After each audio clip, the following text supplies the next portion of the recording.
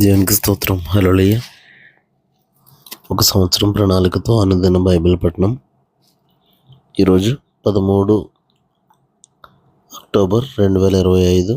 ఈరోజు ఈ సంవత్సరంలో ఇది 286వ రోజు. ఈ రోజు కొరకు ఏర్పాటు చేయబడిన బైబిల్ వాక్య భాగాలు: పాత నిబంధన యెషయా గ్రంథము 50, 51, 52 అధ్యాయాలు మరియు కొత్త నిబంధన మొదటి దశలోనికీయులకు మొదటి అధ్యాయం. మొదటిగా పాత నిబంధన యెషయా గ్రంథము 50వ అధ్యాయం. యెహోవా ఇలాగ సెలవిచ్చుచున్నాడు: నేను మీ తల్లిని విడనాడిన పరిత్యాగ పత్రిక ఎక్కడ ఉన్నది? నా అప్పుల వారిలో ఎవనికి మేము నమ్మివేసితిని?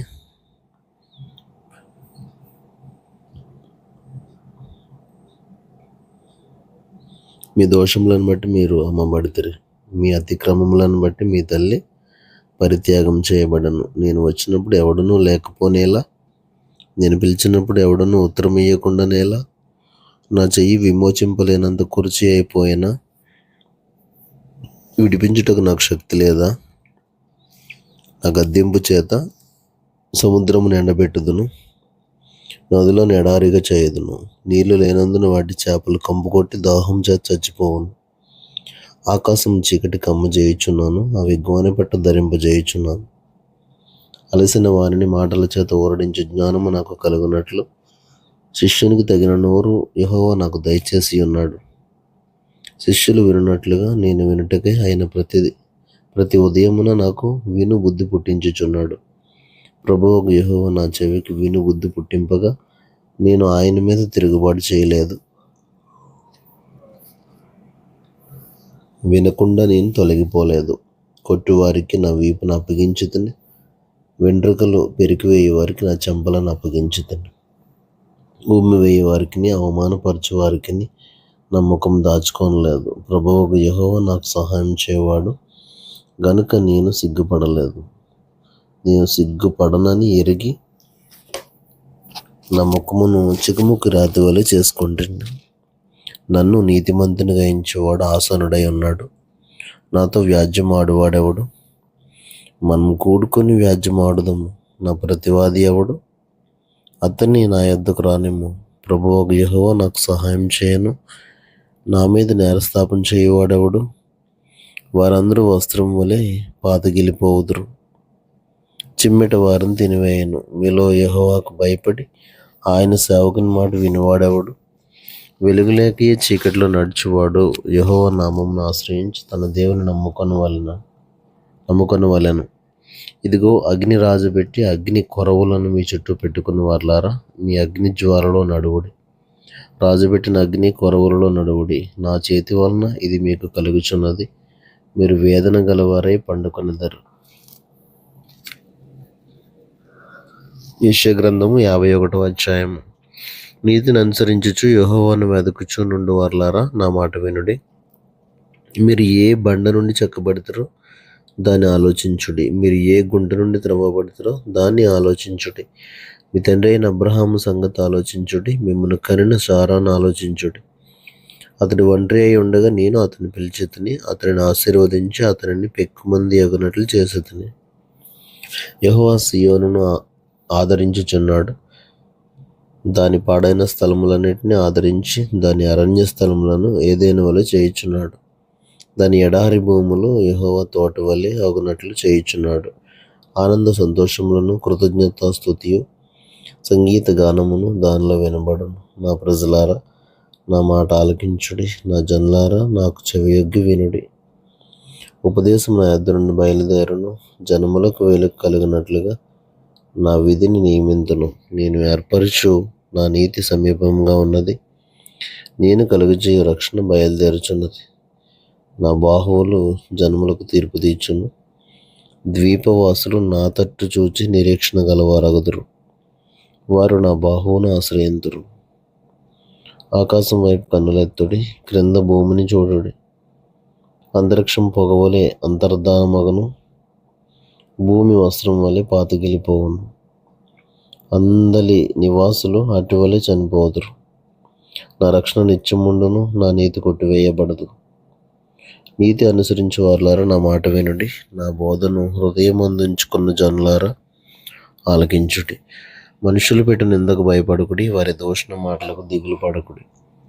వస్త్రమును కొరికివేయనట్లు చిమ్మట వారిని కొరికివేయను, బుద్ధిక గొర్రెబొచ్చును కొరికివేయనట్లు వారిని కొరికివేయను. అయితే నా నీతి నిత్యము నిలుచును, నా రక్షణ తరతరములుండును. యెహోవా బాహువా, లెమ్ము లెమ్ము, బలము తొడుగు కొమ్ము. పూర్వపు కాలముల్లోనూ పురాతన తరముల్లోనూ లేచినట్లు లెమ్ము. రాహాబును తుత్తునీయులుగా నరికివేసిన వాడవు నీవే గదా. మకరమును పొడిచిన వాడవు నీవే గదా. అగాధ జలములు గల సముద్రమును ఇంకిపోజేసిన వాడవు నీవే గదా. విమోచింపబడిన వారు దాటిపోవునట్లు సముద్ర అగాధ స్థలములను త్రోవగా చేసిన వాడవు నీవే గదా. యెహోవా విమోచించిన వారు సంగీతనాదంతో సీయోనునకు తిరిగి వచ్చెదరు. నిత్య సంతోషము వారి తలల మీద ఉండను, వారు సంతోషానందం గలవారగుదురు. దుఃఖమును నిట్టూర్పును తొలగిపోవను. నేనే మిమ్మల్ని ఓదార్చేవాడను. చనిపోవు నరునికి దృఢమాత్రుడగు నరునికి ఎందుకు భయపడదు?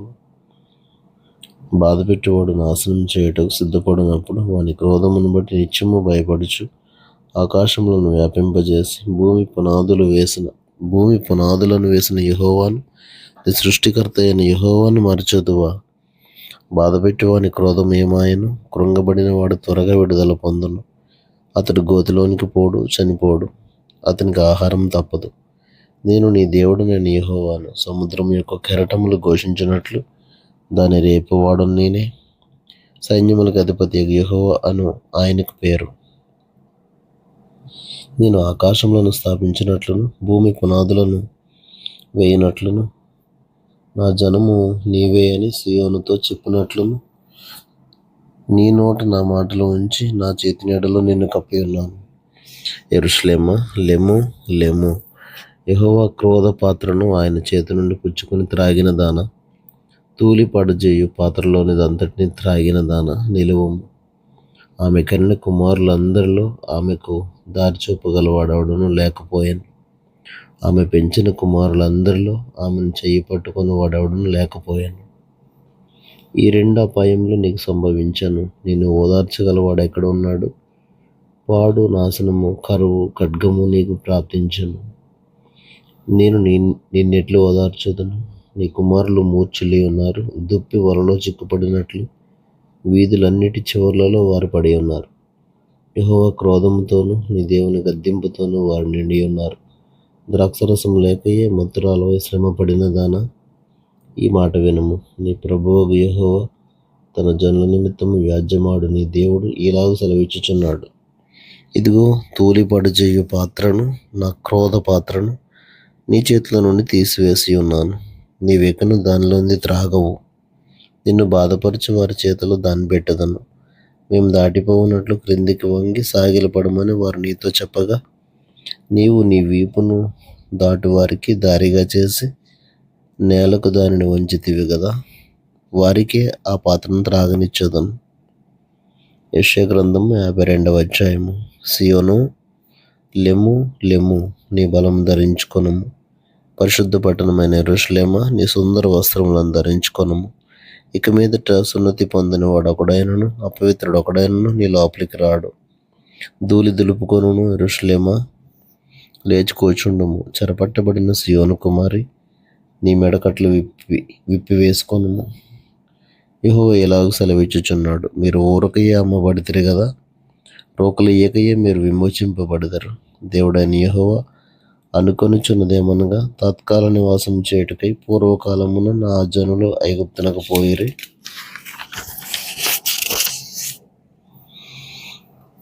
మరియు అష్షూరు నిర్నిమిత్తముగా వారిని బాధపరచను. నా జనులు ఊరకయే కొనుపబడి ఉన్నారు. వారిని బాధపరచువారు వారిని చూచి గర్జించుచున్నారు.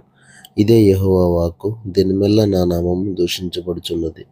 కావున ఇచ్చట నేనేం చేయవలను? ఇదే యెహోవా వాక్కు. నా జనులు నా నామం తెలుసుకొందురు. నేనున్నానని చెప్పువాడను నేనే అని వారు ఆ దినమును తెలుసుకొందురు.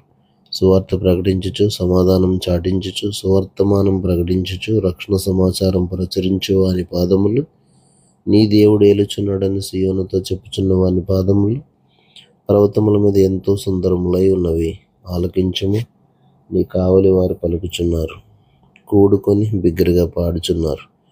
యెహోవా సియోనును మరలా రప్పించగా వారు కనులారా చూచుచున్నారు. యెరూషలేమునందు పాడై ఉన్న స్థలములారా, ఉత్సహించి ఏకముగా సంగీతగానం చేయుడి. యెహోవా తన జనులను ఆదరించెను, యెరూషలేమును విమోచించెను. సమస్త జనముల కన్నుల ఎదుట యెహోవా తన పరిశుద్ధ బాహువును బయలుపరిచి ఉన్నాడు. భూదిగంత నివాసులందరూ మన దేవుని రక్షణ చూచెదరు. పోవుడి, పోవుడి, అచ్చట నుండి వెళ్ళుడి, అపవిత్రమైన దేనిని ముట్టకుడి, దాని యొద్ద నుండి తొలగిపోవుడి. యెహోవా సేవోపకరణములను మోయేవారులారా, మిమ్మును మీరు పవిత్రపరచుకొనుడి. మీరు త్వరపడి బయలుదేరారు, పారిపోవు రీతిగా వెళ్ళరు. యెహోవా మీ ముందర నడుచును. ఇశ్రాయేలు దేవుడు మీ సైన్యపు వెనుకటి భాగమును కావలి కాయను. ఆలకించుడి, నా సేవకుడు వివేకముగా ప్రవర్తించును. అతడు హెచ్చింపబడి ప్రసిద్ధుడై మహాగణుడిగా ఎంచబడును. నిన్ను చూచి ఏ మనిషి రూపము కంటే అతని ముఖమును, నరరూపము కంటే అతని రూపమును చాలా వికారమని చాలామంది ఎలాగ విస్మయం పొందిరో అలాగే అతడు అనేక జనములను చిలకరించును. రాజులు అతన్ని చూచి నోరు మూసుకొనుదరు. తమకు తెలియజేయబడిన సంగతులు వారు చూచెదరు, తాము వినని దానిని గ్రహింతరు.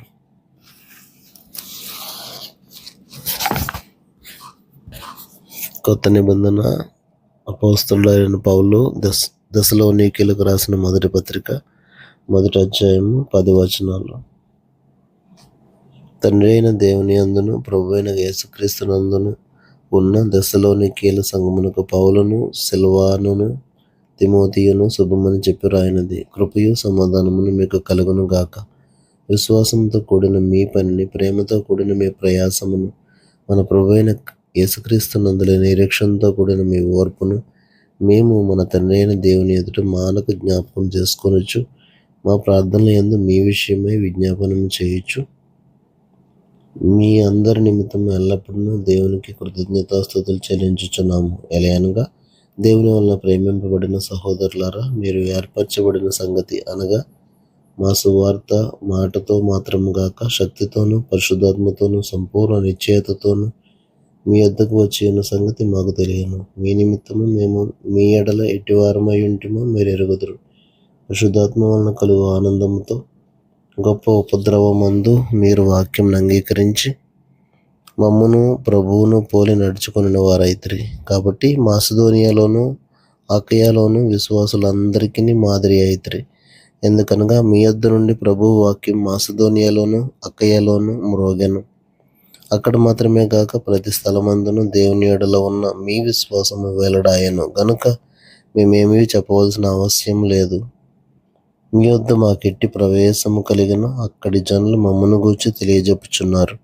మరియు మీరు విగ్రహములను విడిచిపెట్టి జీవము గలవాడును సత్యవంతుడు నగు దేవునికి దాసులగుటకును దేవుడు మృతుల్లో నుండి లేపిన యేసు అనగా రాబో ఉగ్రత నుండి మనల్ని తప్పించుచున్న ఆయన కుమారుడైన యేసు పరలోకము నుండి వచ్చునని ఎదురు చూచుటకును మీరు ఎలాగూ దేవుని వైపునకు తిరిగితిరో ఆ సంగతి వారే తెలియజేయుచున్నారు. దేవుడు తన పరిశుద్ధ వాక్యమును మన వెనుకిడిలో దీవించును గాక. ఆమేన్.